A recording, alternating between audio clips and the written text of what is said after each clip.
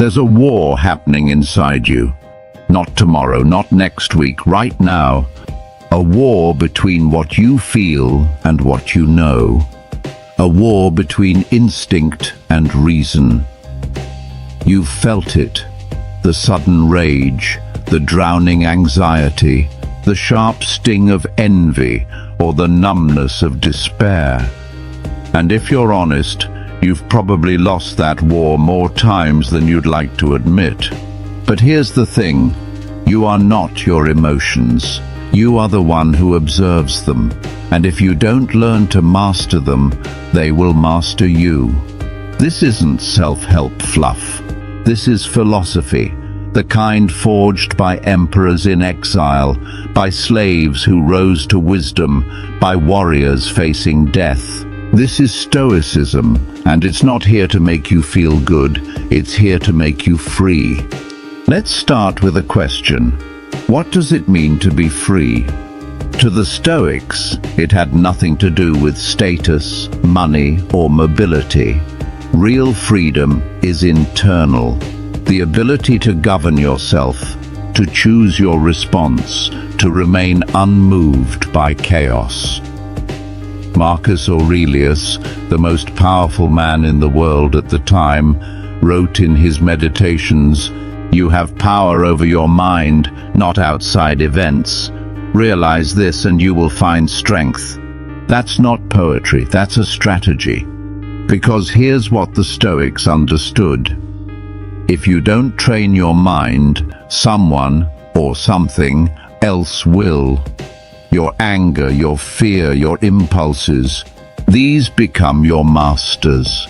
You become a puppet pulled by invisible strings, reacting instead of choosing, surviving instead of living. That is slavery, not to a person, but to your own undisciplined mind. And the only way out? Philosophy. The Stoic model, emotional mastery. Epictetus was born a slave, literally. He walked with a limp after his master shattered his leg, but even in chains, he declared this: "No man is free who is not master of himself." He didn't mean you shouldn't feel things. The Stoics weren't robots. They felt grief, love, anger, loss. But they refused to be ruled by those feelings. Stoicism teaches that emotions, especially the destructive ones, are the result of faulty judgments. You feel rage not because someone disrespected you, but because you believed that disrespect should hurt you.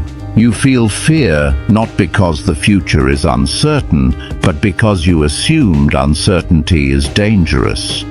But what if you didn't believe those things?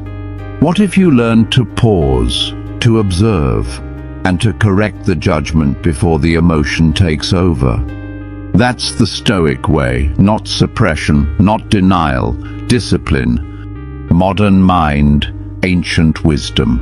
Let's talk science for a second. Neuroscientists today echo what the Stoics taught 2,000 years ago. Emotions arise from the brain's appraisal system, how it interprets a situation. Change the appraisal, change the emotion. Sound familiar? That's cognitive behavioral therapy, which literally evolved from Stoic thought.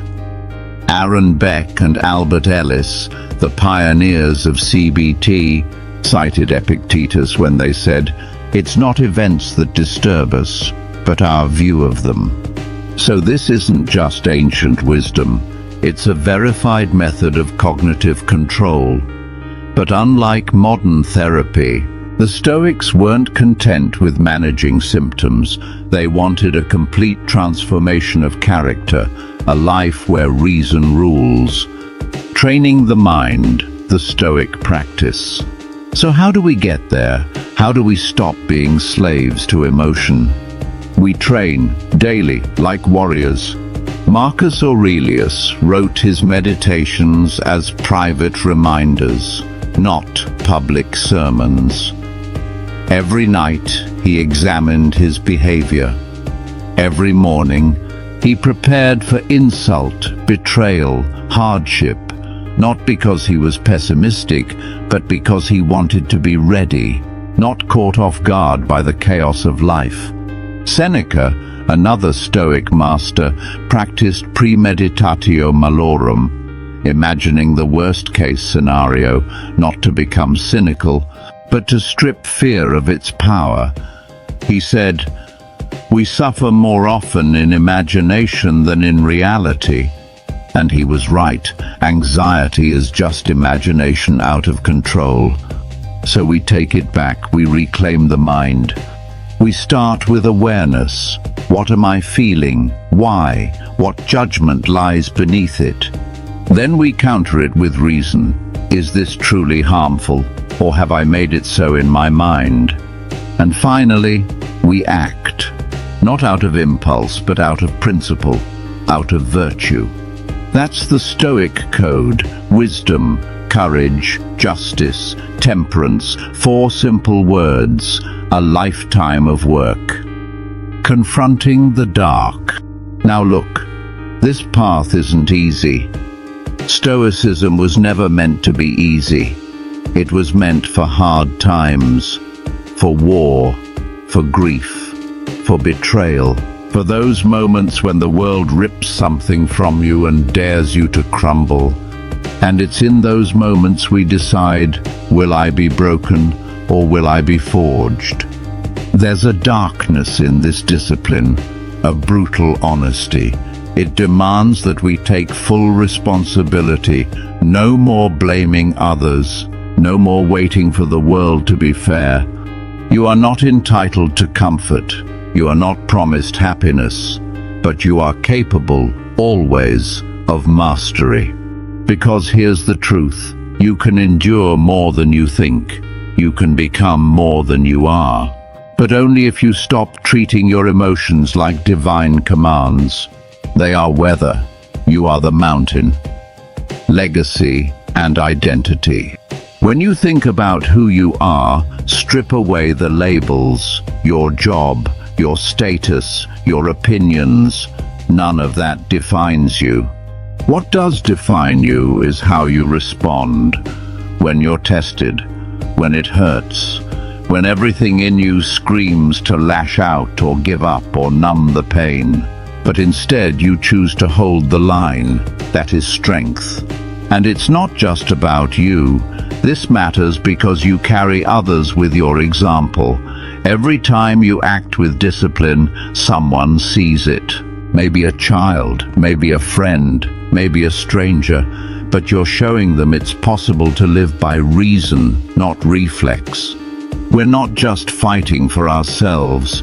We're trying to restore an ancient truth, that dignity isn't given, it's earned, that freedom is internal. That power isn't domination, it's self-command. So ask yourself, are you tired of being a slave to every mood, every provocation, every fear? Do you want to rule your mind or be ruled by it? If you want peace, prepare for war, not with the world, with your own undisciplined self. You don't need to be perfect. You need to be intentional, to stand guard over your own soul, to practice the way a Stoic does, not when it's easy, but especially when it's not. Because emotions will rise, storms will come, but you can be still. So don't just admire the Stoics, become one. Not tomorrow, now.